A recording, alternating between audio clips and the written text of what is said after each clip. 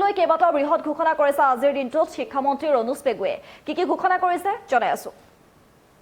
আৰু শিক্ষা খণ্ডক লৈ কেইবাটাও বৃহৎ ঘোষণা শিক্ষামন্ত্ৰী ৰণোজ পেগুৰ সৰ্বমুঠ 149 শিক্ষা খণ্ডলৈ 2025 আৰু 2026 বৰ্ষৰ বিনামূলীয়া পাঠ্যপুথি বিতৰণ কৰা হ'ব প্ৰথমবাৰৰ বাবে 513খন পাঠ্যপুথি ই-বুকত পঢ়িব পাৰিব বিনামূলীয়াকৈ ছাত্ৰ-ছাত্ৰীয়ে 9টা মাধ্যমত 19টা ভাষাত শিক্ষাৰ্থীৰ বাবে মুকলি কৰা হ'ব বিনামূলীয়া পাঠ্যপুথি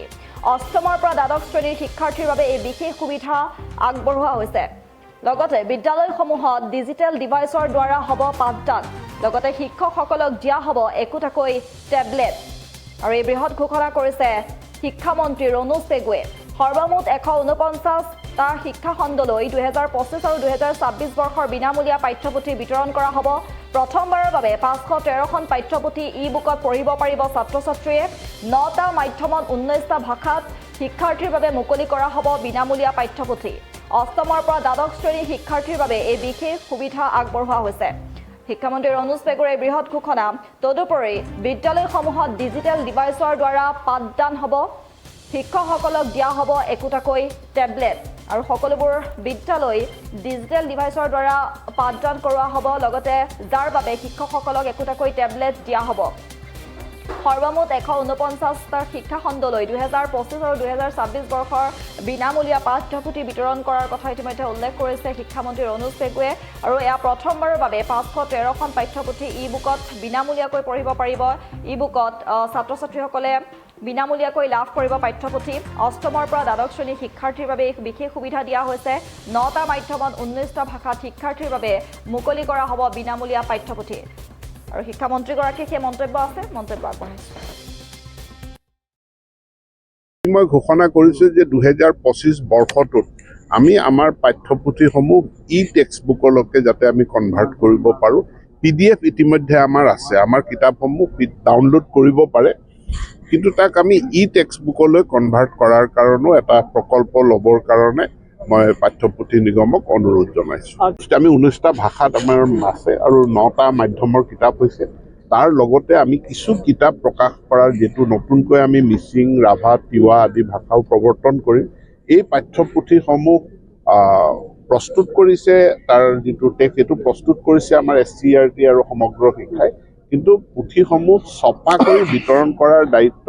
সেই জনগোষ্ঠীয় স্বায়ত্তশাসিত পৰিষদসমূহক আমি অৰ্পণ কৰিছো এতিয়া তেনেকে শিক্ষকও লাগিব সেই তেনেকুৱা আমাৰ শিক্ষক তাৰ কাৰণে টেট পৰীক্ষা আকৌ হ'ব পাৰে নেকি এতিয়া প্ৰথম আমাৰ যিসকল শিক্ষক আছে সেইসকল শিক্ষকৰ ভিতৰতে এই জনজাতীয় ভাষাত পাৰদৰ্শিতা থকা যিসকল ব্যক্তি আছে তেওঁলোকক বাছি উলিওৱা হৈছে আৰু তেওঁলোককে সেই বিদ্যালয়সমূহত নিয়োগ কৰা হ'ব যাতে তেওঁলোকে পাঠদান কৰিব পাৰে আৰু যেহেতু এইটো বুনিয়াদী স্তৰ লাহে লাহে ই যেতিয়া উচ্চ স্তৰলৈ আহিব তেতিয়া নিশ্চিতভাৱে সেই ভাষাৰো টেট পৰীক্ষাৰ কথা আহিব তেতিয়া আমি সেই সময়ত বিবেচনা কৰিম 9017টা ভোটৰ কাৰণে ফলাফল ঘোষণা কেতিয়া হ'ব কেনেধৰণে হ'ব ইয়াৰ ডকুমেণ্ট ভেৰিফিকেশ্যন চলি আছে ডকুমেণ্ট ভেৰিফিকেশ্যনটোত সময় লাগিছে আৰু লগাটোৱেই স্বাভাৱিক কাৰণ বহুখিনি অভিযোগ প্ৰতি অভিযোগ বা বহু ভুৱা ডকুমেণ্ট আমাৰ হাতত ধৰাও পৰিছে গতিকে এইখিনি এটাৰটো প্ৰক্ৰিয়া চলি আছে কি কয় ডকুমেণ্ট ভেৰিফিকেশ্যনৰ আৰু এটা এডভাৰটাইজমেণ্টৰ বিপৰীতে যি আবেদন পত্ৰ গ্ৰহণ তাৰ জাননীখন খুব এইকেইদিনতে ওলাব ডিজিটাইজেশ্যন ইমান দ্ৰুতভাৱে আগুৱাই গৈছে এতিয়া প্ৰত্যেক মানুহৰ হাতত তেওঁ যি শ্ৰেণীৰে মানুহক নহওক কিয় তেওঁৰ হাতত এটা ডিজিটেল ডিভাইচ ফোন হিচাপে মোবাইল ফোন তেখেতৰ হাতত আছে টেবলেটটোৰ নিৰ্দিষ্ট ডেজিগনেটেড কিছুমান ফাংচনছ থাকে গতিকে আমি বিদ্যালয়সমূহত প্ৰথম এটা বছৰতে আমি 52,000 টেবলেট দিছিলোঁ তাৰ পিছৰ বছৰ আমি পুনৰ 5,000 টেবলেট দিছোঁ গতিকে